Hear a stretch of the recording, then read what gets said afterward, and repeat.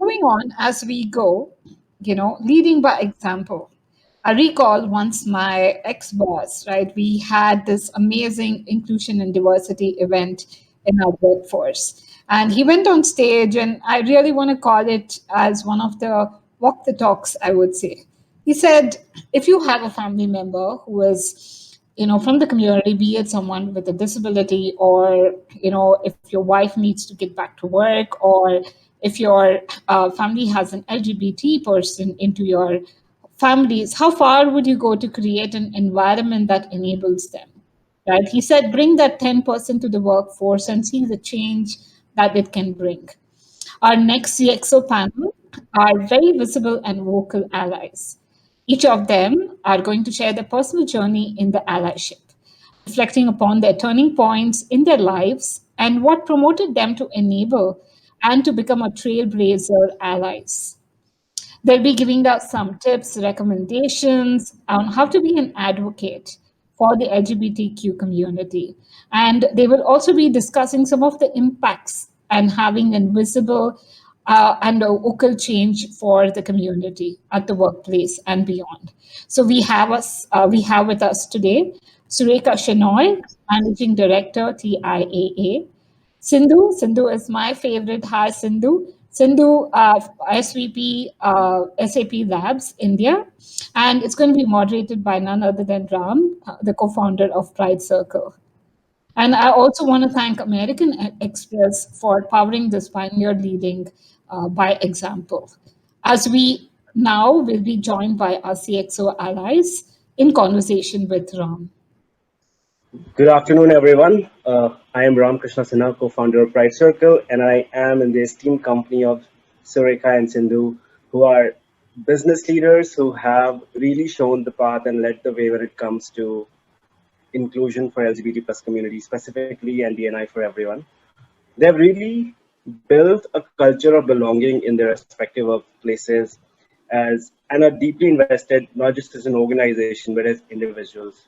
And today we'll focus a lot on their journey as organization, but also as individuals, why and how business leaders are able to build a space to champion inclusion in their respective workplaces and their daily lives.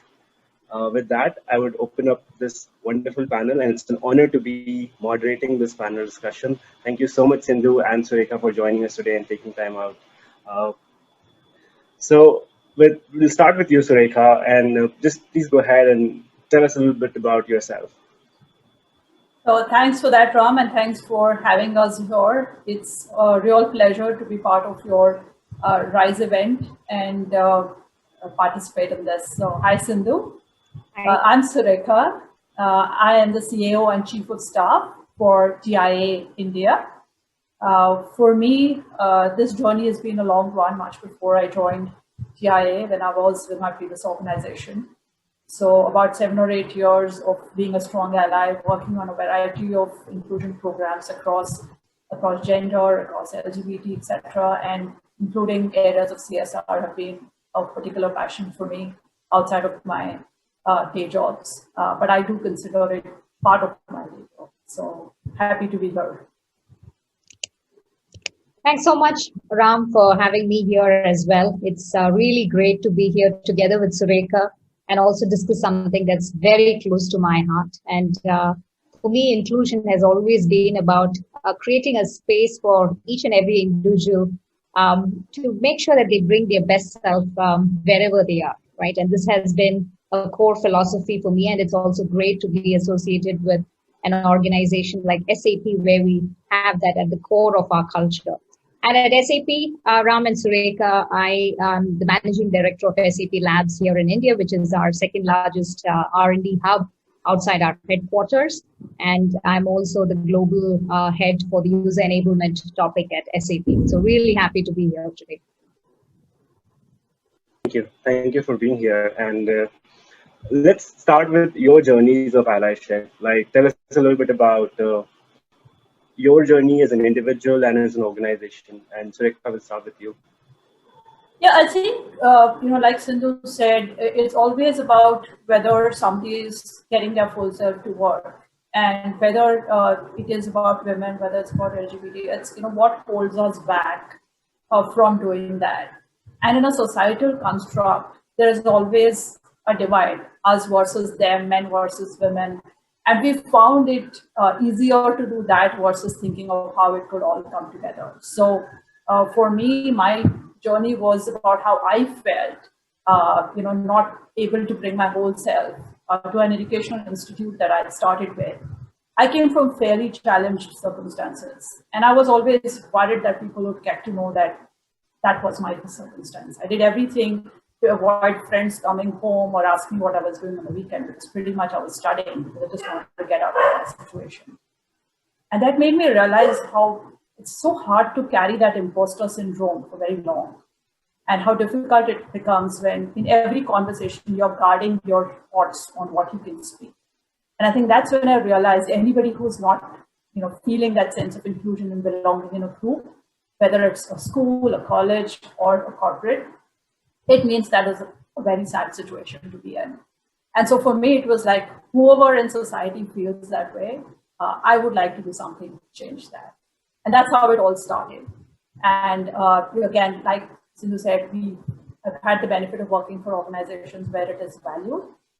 Currently, I'm the BRG sponsor in TIAA India for our latest ERG, which we call Alliance, which supports the LGBTQ inclusion. So I think it's really been about that. And I realized also that how less aware we are of why it is needed and how it is needed. I think people read a lot, but don't get that. So that's where I wanted to be vocal. I wanted to do my own reading and help create that awareness and the environment in both the organizations that I've worked for in the last few years. Thank you, Surekha, and thank you for sharing that story. That's really, I'm really glad that you shared that with us, and it's so important that how we can build empathy based on our lived experiences to people whose lives will be very different from ours. And talking about people read a lot, but that translation doesn't happen. I have a question for you on that coming soon. Sindhu, would you share with us what is your journey of being an ally, and what is the journey of SAP? Sure, Ram. And Surekha, that was really, really impactful to just listen to what you were saying. And if I just reflect back, I think I managed to reshape my perspective about the LGBTQ community. If I look back when I moved to Germany, then this is almost 2 decades back, Ram. And I have to say the change of geography and also the societal culture there, clearly that introduced me to a more diverse and a much more inclusive world, and particularly also opening up my eyes. And in fact, it was during my time in Germany that I have to say I wholeheartedly accepted this fact of our uniqueness is actually our strength, right? And there's one particular incident that I recall. This is way back from 2001 or even 2002, I think, which kind of set things in motion and put things in perspective in terms of my allyship journey. I just moved from India to work at the headquarters in Waldorf. And I was slowly getting to know a lot of people and also the culture, making friends, and our social circle was slowly growing, right? And we used to meet, take time out to meet people for breakfast during the weekends. And I still remember this one meeting where I met a lady, and we happened to sit opposite each other at the breakfast table. And I started off by introducing myself and talking about India, and like we usually do, I asked her about her hobbies, and she told me that she and her partner were avid trekkers. And without even thinking about it, I made polite inquiries about her partner and asked her, well, if he also was working at SAP, right? And to which she replied that her partner was not a he, but a she. And she noticed this very surprised look on my face and smiled. And I still remember being very embarrassed at my reaction. And when I got back home, also reflected deeply about this kind of inbuilt prejudices and judgment that I carried. And we all know, right, back then, India was still very conservative. I had grown up in a very conservative family as well. And without my knowledge, I had carried this kind of a conservative attitude with me, right? And this is when I decided that I really have to eliminate the subconscious bias which was within me, and work hard to understand people and their preferences, their journeys. And I have to say that was the beginning of a very long journey of my involvement also in the LGBTQ community. And we do realize that there is still a lot of work which needs to happen right here in India. And therefore, when I took on this role as the MD of Labs India after a long time, and this role came up in September of 2019, when we laid out the vision for the lab, key pillar was to create a culture of inclusion, which very much is at the core of SAP's culture, but it's also about creating and talking about a lot of things, creating a very diverse and an inclusive tech industry, not just here, but also across India. And this is something which has been at the core of my focus. And of course, it's great that your leadership team also at SAP backs you up on this one. And we are totally here to make sure that this change happens, right? And we're totally passionate about this. And you've probably also heard me speak about a lot of the policies, also the platforms that we have put into place at Ram. We even offer medical benefits to same-sex partners through our insurance cover, also extending the family leave for same-sex partners. Gender affirmation surgery is covered within our medical insurance policies. Gender-neutral restrooms at SAP is all something that we've been putting into place, right? And we're very cognizant also of the fact that everyone's journey is unique, and everyone's journey, we heard it from Surekha herself, has her own set of struggles, no matter where you're coming from, right? So therefore, also for our LGBTQ colleagues, we've also extended our employee assistance program. We'll talk about Pride at SAP as well later on, which is an 8,000 plus strong Pride network at SAP. So a lot of conscious efforts are being taken to help safeguard the interest of the LGBTQ community. And at the core of it, it's really about, like I said at the beginning, it's about an inclusive environment that really making sure that each and everyone can bring their best self to the workplace and beyond. Thank you for sharing that. And absolutely, it's not one action which leads to difference. It's a lot of small steps that leads to inclusive workplace. And as you mentioned that there are a lot of resources and people read, but and similarly there are a lot of documented cases, the business case for LGBT inclusion particularly, and just business case for diversity and inclusion from the best of best firms have talked about it.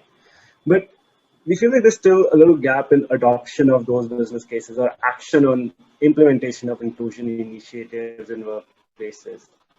What could be the reasons for that? Like, while there is documented evidence of the benefits, but the action to that, approaching that benefit is not as fast. Yeah, so I think, look, people get the benefits, most of the people who make the effort to read. So one is there is just pure play lack of awareness. And that is something that you deliberately, it has to be a deliberate effort to change that, because if people don't know the why, then it's not going to happen. Like you said, there is enough documentation. Do we make the effort to run sensitization programs, awareness, as much as you teach people business? Do you teach people inclusion? Do you teach people why it's important, right? And I realized very recently that every sensitization program that I've been through, I've learned more. So there is, like Sindhu said, there is still a lot more to learn, despite the fact that I believe I've been an ally for a long time. I'm surprised how I come out of every conversation thinking, hey, I didn't know that, right? So it has to be a deliberate effort. And very recently, Srini did a session with our leadership team, and everybody was just listening so actively. I could sense that they had learned a lot. They hadn't heard this before. So I think one is that, our organization's making the effort to explain and how do you change, right? So one is to understand the why, and then is to say, what do I do differently after I have this knowledge, right? How do I keep myself current? I think the other is, in some cases of, and this is my personal view, where you are trying to build equity and you're trying to build inclusion, a little bit of arm wrestling is required. So for example, arm twisting, is required. And what I mean by that is, the way organizations and governments have said, oh, you need to have X number of people on the board. being women, or from your environmental sustainability is becoming such a big thing in investments, right?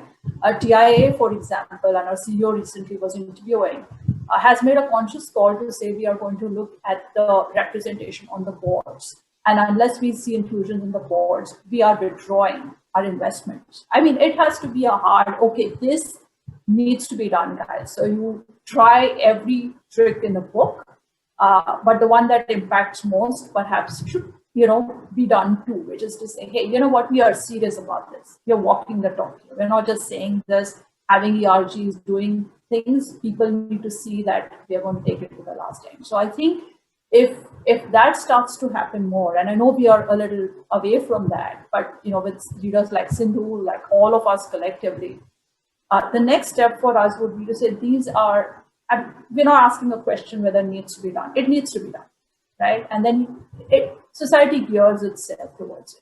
I think the other thing, Ram, which I've said often is, corporate is not very different from society. We are part of society. And we can do everything we can to teach people here. But ultimately, you go home and you go back to society where there is still a long way to go. So I think and we keep telling people that whatever you learn in the sessions, please go home, talk to your families about it. Because it's not going to only happen within an SAP, within a TIAA, within other organizations. Because ultimately, if it doesn't percolate into the society, and I don't see that happening. I mean, it's still very corporate, the larger society moving in that direction. And of course, look, the Section 377 going away has been hugely repelled, but there is, how many things are left to be done. And until we can take society along, we will still have to put a higher focus and a more deliberate action plan to change that within the corporate. I mean, very well said. I mean, we're all part of society, and while we come from corporate spaces, we go back to the mainstream society, and somewhere we have to be able to influence that space too. Like we care for environment, like we care for everything else. This is just another aspect of well-being. Sindhu, the question for you is kind of in similar lines. Should this be a business deliverable, a responsibility of a business leader? The plate is already full. They have teams to run, programs to execute, timelines to meet. Should D&I be an expectations from business leaders? Is it a priority in India? Yeah, absolutely, Ram. And like Surekha already said, right? So we all know the Honorable Supreme Court revoking Section 377 back in 2018 September. Absolutely, it marked the beginning of this new era for the LGBTQ community. And that judgment clearly signaled that we are making the right step towards becoming a more inclusive society. But Surekha made a very important point, right? Corporates are kind of an extension of the society, right? And an individual's workplace becomes a very integral part of their social fabric. So I think organizations have to stop skirting around the LGBTQ question and stop treating it as the elephant in the room. I'm saying this because even recently, right, and this is like really a few months back, I attended this panel discussion on D&I, and I was asked about the efforts we are taking at SAP for our LGBTQ community and what are we doing. And I realized that few of the fellow leaders who were also on the panel were getting a bit embarrassed when I started speaking about same-sex partners or having gender affirmation surgeries in detail. And I could see that they were uncomfortable having that discussion. So clearly agree that there's still so much more work to be done to even getting people to have realistic conversations. And as organizations, it's so important that, and it's not just a few of our organizations, right? It's so important that we understand that D&I is absolutely crucial to our success as an organization, because it just makes us more smarter, makes us more wiser. And it's even proven with a lot of studies that diverse organizations clearly outperform those who are not. So it only makes sense that we leverage the opportunity at hand. So it's so important and so essential that also the Gen Z takes charge and becomes this kind of beacon of change, right? And in this context, I have to say it's also very good at, I mean, on a positive note, if you just look at this Deloitte global millennial survey that happened in 2020, clearly it was coming out from that as well, the millennials as well as the Gen Zs who were surveyed. And this is even before and after the start of COVID, they absolutely state that they've remained focused on broader societal issues and are absolutely keen to also help drive this kind of change, right? The positive change in their communities, in their corporates, but also across the world. So yes, there is a silver lining, and absolutely this becomes a very important priority in the boardroom. Thank you for that. And that's clearly emphasizing the importance that business leaders take ownership and accountability in D&I. I'll push this question a bit further for you, Surekha. Should it also be part of KRAs and KPIs? If we add metrics of deliverables for D&I for business leaders, will it antagonize them? Will it leave them kind of a little angry with this, or will it be a welcome move because now we are also able to positively recognize business leaders who are leading to better employee engagement and retention in the workplace? So I think, like everything, there is a maturity curve to this, right? And I think that perhaps, in my view, it's a little early. Should we move in that direction? Absolutely, yes. And to each organization their own. So I'm not kind of making this a broad-based statement. Depending on how long you've been in that journey, I do think it's important, because what is not measured does not get done. You don't see progress. You're not able to articulate whether you made an impact. So I think I would say a few years from now, especially for India, with the amount of awareness and functions like these that are happening, I think leaders will have the time to grow and understand the topic, etc., and then to kind of push it. Sometimes when you push things too early, it becomes a hard ball. And you don't want to do that. You want to take people along. So I think for each organization, you have to gauge whether the readiness exists. And it reminds me, Ram, I think it was about 4 years back when I called for an industry roundtable, and you were in Bangalore, and we had Srini in Mumbai, or the other way around, I forget. And we had about 40 organizations participate across Mumbai and Bangalore. And I think of our conversations then to where we are today. I'm so delighted. And you didn't have Pride Circle then, and we used to keep saying you guys should do something, because you were kind of there at all those conversations, helping us all out. And I remember that all of those 40 organizations were at different, maturity levels. They were learning from each other. I learned from it. We were able to make some changes when we heard of other organizations. I think we have to build that collective of people who are constantly saying, what can we change? What can we influence, right? And do it. And it doesn't have to be about your own organization, because here we need to hold hands. It's, as Sindhu said, it's for the society. It's for the collective goal. And to think of carefully how we get to that level where this gets measured like any other business impact that you make. For me, it's really about finding whether you are at that right cusp, but being very deliberate that that's where you want to go. Absolutely, that's a great point, and I absolutely remember that, and look where we are now. So thank you for the push. And we had Veena from SAP also at that roundtable. So I mean, that's true that it's collective effort where how can even different companies come together and collectively push the bar and lead the way forward. So I have to congratulate you, Sindhu, as you mentioned that you have 8,000 plus strong Pride network at SAP. That's a really great feat. Tell us a little bit about the impact of this initiative and how successful it has been in India. Yes, that's correct, Ram. Pride at SAP here in India, we started it in 2017, and the idea was to support the growth of the LGBTQ community at SAP as well as beyond. Now, our global chapter, however, had started way back in 2001, right? So. And that is a global employee network with more than 8,000 members worldwide, both LGBTQ plus employees as well as allies, right? And like I mentioned at the beginning, SAP is absolutely cognizant of the fact that every individual's journey is unique, has a set of struggles, and we constantly offer support, particularly to our LGBTQ colleagues through these platforms like Pride at SAP. And needless to say, this is also a platform for them to network and make their own allies, and also to open up, seek help, understand each other's journeys. How did somebody go through that in different parts of the world, right? Which I think is so important to learn, support each other, and also give individuals a sense of belonging and most importantly comfort that, hey, I've been through that journey and this is how I did it, and you can also do it.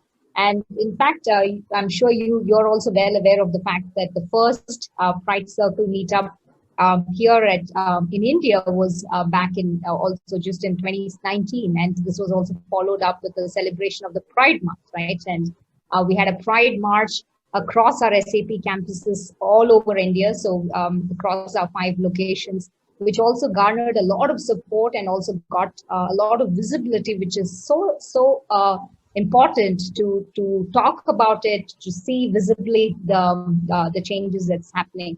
And last year too, despite COVID, we rolled out the inclusion session where we had also focused discussions with our ally group on the importance and the significance of having members from the LGBTQ spectrum at the workplace and how they add unique perspectives to the conversations on the business front, but also the challenges that they internally go through as well, right? So it's a huge success amongst our colleagues, not just globally, but very much so here in India, Ram.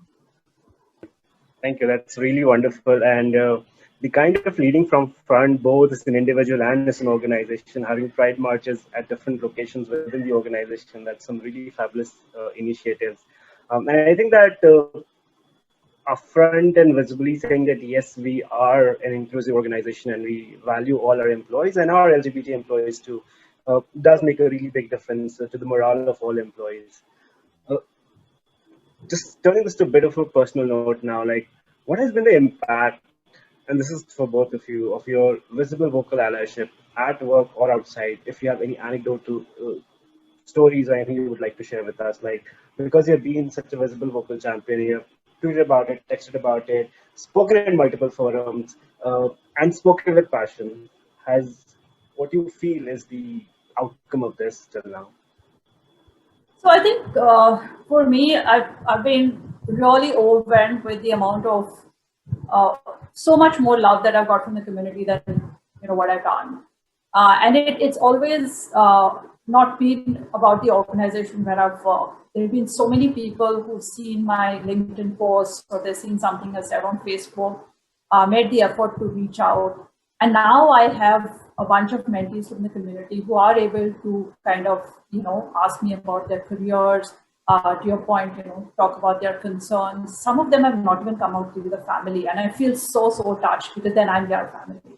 So I think it's made a huge impact to me personally, and the kind of perspectives I've gained from understanding people across the spectrum. And I've got a lot of friends from the community, so it's increased my friend band. I love to have a broad set of people in my life. My daughter is a very vocal ally as well. She's 14. And she'll come and keep telling me about the new things that are happening, about her generation and how her school has a Pride March. And she tells me, it's great that you do Pride in office and I do Pride in school. So, it is amazing to see that, kind of, I feel like it's come a full circle from where I started many years ago, where I wished that we were at this point and wasn't sure whether we'd ever get to it.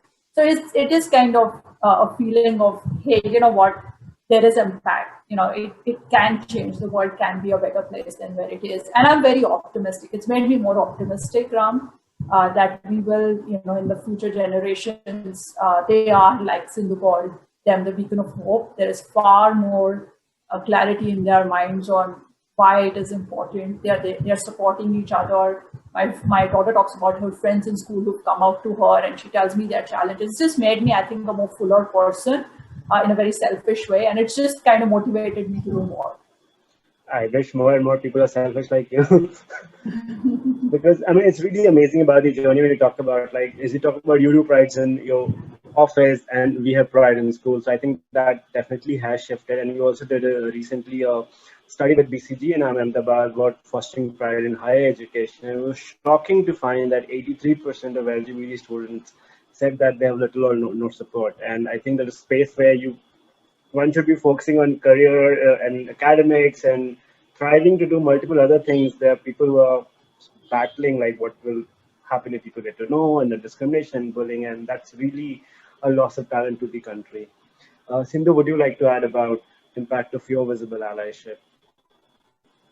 Yeah, I think every time when we have the opportunity, right, Ram, and when we are in a position of influence, I think it's so important to use that, because those positions of influence can be short-lived, right? And to use it at those times and to really drive home your allyship. And this is something that that I think each and every one of us have to do. And when, like you said, when it starts from the top, others start listening in and paying attention and want to emulate also. And even if it's first starts with just emulation and not from the heart, it's okay, right? And then it kind of sinks in, and you talk to people, you talk to individuals who've gone through those struggles. And I've seen that happening around me, other leaders who say, hey, we want to do that. I don't fully understand.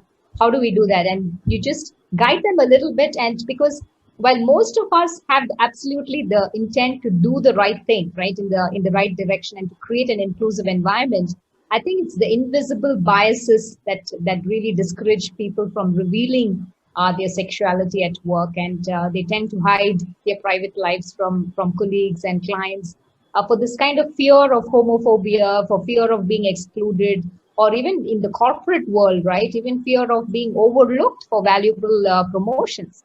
So I think if we can all look into those kind of macro details, it will absolutely go a long way in not just in an individual's, but in an organization, in the society's inclusion journey. And it's really, I think we should use this combination of subtle signals, bold statements, and as corporates, we can do so much, right, to create that inclusive atmosphere that really permeates through not just our organization, but like we all want ultimately through the societies that we are part of, the world that we are part of. Absolutely. I mean, completely agree with this, like not as an individual visible leader, but also as organizational leader. How can we show other organizations that, hey, these are the value propositions and this is how it is done and this is how you can emulate it and replicate it and just get started on that journey. Yeah. And that's why, and you talked about the aspect of homophobia, discrimination, looked over for promotions, and that is the lived reality of this community. And hence we needed to create that space of a safe space for our LGBT dedicated job fair. So, and we're really glad this year we have 44 companies who are part of it. And we really hope that it is an opportunity for people to find an inclusive workplace where they can build the career they deserve. So question on the last trailing thought was about for peers who are just starting off or who are probably looking from the fence and thinking like, hey, this is the right thing to do, but I don't know how to get started, or what if I make a mistake, or what if I mistake offend someone? What are the few things you would recommend to peers in the industry who are wanting to get started but don't know how? Both of you. So I think Sindhu and I are there, right? Sindhu, I just volunteer you in, okay? But no, I think on a lighter note, or a more serious note, actually, I think it is important to kind of make the time and focus to understand what we are tackling. There is a level of education and awareness that does not come naturally. It does require you to, purposefully, look for content, read up stories, read research, and then, kind of do your own thinking on what you can do to change it, because everybody will have a unique strength that they can bring to change it, right? So it's not, I keep saying that, a little cliche, it's not a tick in the box. It takes time, it takes effort, it takes very deliberate thinking to say, how can we change this? I'm sure for Sindhu, because, her organization had it for many years, there's a maturity curve that's happened, and it's taken them time. It's not happened overnight. I think the first thing is, unlike all the other successes that you can see in business and in some of the other aspects, this takes time. And to be patient that, this is going to be a long haul. So recently, as I said, I became a sponsor for our, LGBT network in our office. And the first thing I said is, guys, don't expect anything to change this year. Don't expect it to change, perhaps even next year. But we will be deliberate in our focus, in our effort, in the journey. And I would kind of use the analogy of stepping into the swimming pool if you want to learn swimming, right? You start by first feeling the water, then you take a float, and then you swim, and then you kind of go full on, right? So I think you should not expect immediate results. That's the first thing, because if you do that, then you're going to feel disappointed. You're going to feel that, the results didn't happen. And Sindhu spoke about how many years she's been at this. I spoke about how many years. I think if you start with that, then it's a good kind of actualization.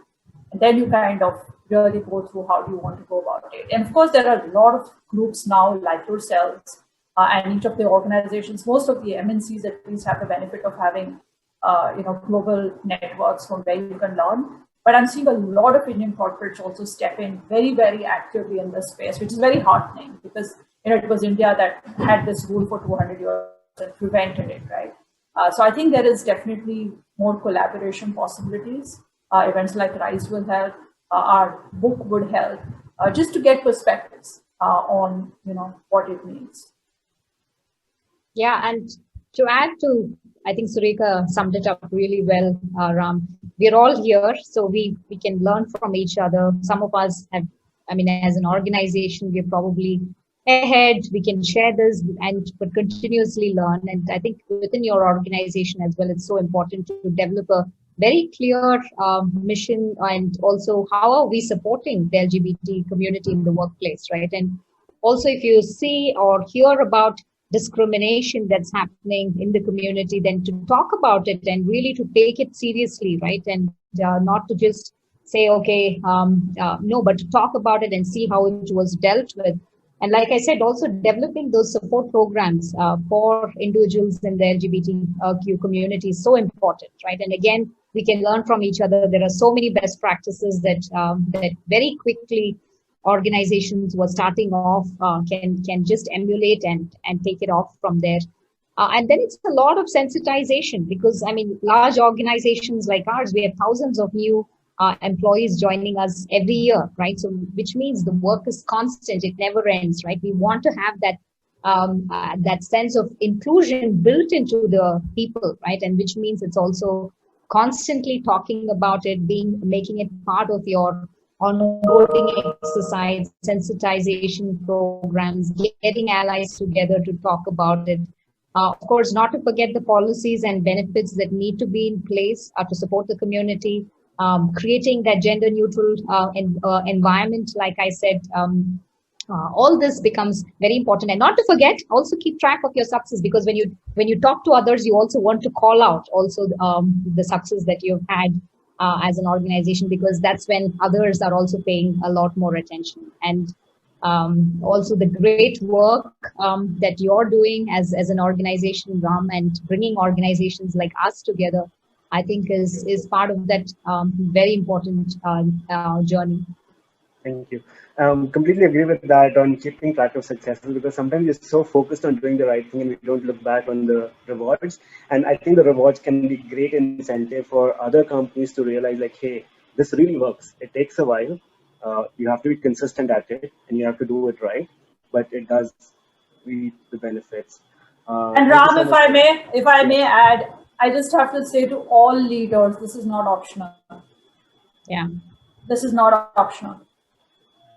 So if you think you will do it next year or you'll do it later, or you kind of don't prioritize it, you're making a huge mistake for your own employee workforce, which needs this. Perhaps, at the top, if you don't see that coming, then, it is going to impact your business. I would put it the other way around. Not doing it, there is going to be a price to pay. So I do appeal to all industry leaders to kind of find ways of, contributing, finding ways of getting together with others who started the journey or done the journey. This is not optional. That's a very powerful statement, that this is not optional. Like, while you talked about the rewards of doing it, but there's also a risk and a cost of not doing the right thing. So that's really important. And because you talked about the book, I definitely want to talk about equally. Thank you so much for both of you for taking time out to share your journeys of allyship. And for the audience, equally is a compilation of stories of allies from the queer world, of parents, of siblings, of teachers, and amazing business leaders who have really moved the needle. And so thank you so much for contributing to that. Would you like to talk about that experience? Well, I think I was very excited when I was asked to kind of contribute to that, and quite humbled, honestly, to be part of the book. I never actually written the why. I had spoken at many places. And I was like, I wonder whether it would be impactful. How do I make sure that in those 300 words I make an impact? And I tried to be authentic, something that I spoke about why I felt not included in certain circumstances, why I felt I had a shield around me to protect myself, and why that, that was the true thing. And I think in the conversations I had with the editor, right, when he was asking me, kept on grilling me, why were you not like? It made me really think it probably had happened at a subconscious level. I can't say, I said, oh, this happened to me, so I was an ally. But I realized so deep down it had impacted me so much that in a very subtle way it had come out. So it took like 3 conversations before that came out as to why I became an ally. It would seem very simple, but it helped me kind of reflect. So that was great. And look, I think ever since the book has come out, the number of people who are asking about it, I think it's helped spread the word on the why. I've been reading other people's stories, which again continues to be a very happy space to be. And it's nice to kind of have a part to play, a very little part to play, if at all, in that journey of yours, Pride Circle. Thank you. Thank you. Sindhu, you would like to add your experience? No, it was great, right? And it's such a unique way to get together in such a concise way, stories from individuals across, right? And then right now I'm in the process of getting a few books shipped to Germany, because a lot of my colleagues back in Germany have been requesting me for a copy. Of course, with COVID going on, it takes a little bit with our in-house post, but a lot of people, not just here, right, not here at SAP Labs, but also across, found this so good, and that we've done this. And for me, like I said, right, the story that I wrote was really my own, the mirror that I had in front of me back then. I told you at the beginning as well, back in 2001. It was just a self-reflection and how kind of this whole journey started, and then meeting so many people across that journey, and really seeing how they've come out and how we can support each other, right? This is so important, and the book is such a powerful way to get this through, and so many people getting so much of comfort just reading and understanding each other's perspectives. So brilliant way to do it. Thank you. It's absolutely a ray of hope, I would say. Like, so someone looking at, like, saying, hey, there are so many visible vocal champions, and especially for business leaders who are wondering about how to get started, I think there are tons of stories, and not just stories, but also best practices, like how to do this and what are the various ways of doing it. So it's a great resource for organizations to refer to, and it's available on Amazon. It has been a wonderful time talking to both of you, and I definitely want to talk for longer, but we have to stick to time. Any closing comments, last thoughts you'd like to share with the audience today at Rise? So listen, I think it's great that this initiative continues during challenge times. I know it must be harder for you to do this and for the community. So, good luck to everyone. And I do hope we rise in more ways than one. And looking forward to a physical format next year where we can really be with the people. We could all meet, and really collective success is so important for us right now. So wishing you and the Pride Circle, all the applicants and the organizations the very best. Thank you. Sindhu? Yeah, first of all, thank you to the Pride Circle for bringing us together. This was such an insightful conversation, and I'm looking forward to listening into the other conversations as well, Ram. But I want to close by stressing on the fact that capability is not governed by identity, right? So what each of us can do and what we are might be related on some deeper intrinsic level, but are not at all governed by our identity. Education, I think, is key. We talked about it quite a bit today. And so the desire to embrace people for who they are and not for who they love, right? And once that is covered, I am sure the rest will follow, and we will rise in so many other ways, like we also said before. So thank you so much for having me here. It's been such an honor. Thank you. Thank you. It has been such an honor to talk to both of you, and look forward to more and more engagements in the future. And we look forward to Rise. Absolutely. Yes. Look forward to Rise together. Thank you. Thank you very much. Thank you. Hi all. That was such a powerful learning and experience. across the board. There's so many stories and so many anecdotes that came about that we've learned in the past, I would say, a decade, right, and making workplaces inclusive. But when I was listening to the entire video, I was also thinking how times are being changed. There's going to be new set of challenges or new set of collaboration opportunities, I would say, for us to ensure that IND is in the forefront for any organization and workplace.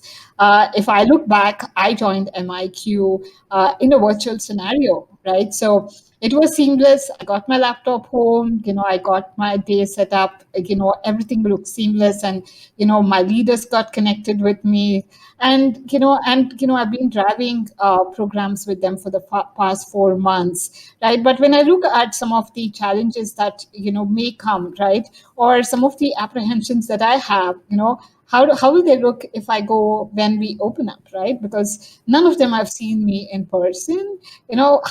Are they going to react different and things like that? So I guess we are going to face a lot of opportunities to actually enhance the way that we look inclusion. It's also about isolation. A lot of people from the minority groups or the underrepresented groups do face isolation these times during the COVID, right? And how can you ensure that listening becomes one of the key priorities, right? And at MIQ, we are trying to drive these smaller changes within the managers community. Have no agenda. Have your listening ears with your team. Don't have exhaustive meetings. Keep them short. Ensure that you give work-life balance more importance, right? And if there are certain things that we need to support, ensure that we are committed to going that extra board when it comes to being benefits, to looking at how can we ensure that people move and learn, keep learning, and they are engaged. So I think organizations definitely need to relook into the smaller changes in the virtual space as we move ahead. So I also remember, launching the Pride ERG way back in 2017, even before the verdict of 377. We've come a long way, right? And I hope the experiences from the CXO panel is a great learning for many who want to become an open and a visible ally at these times.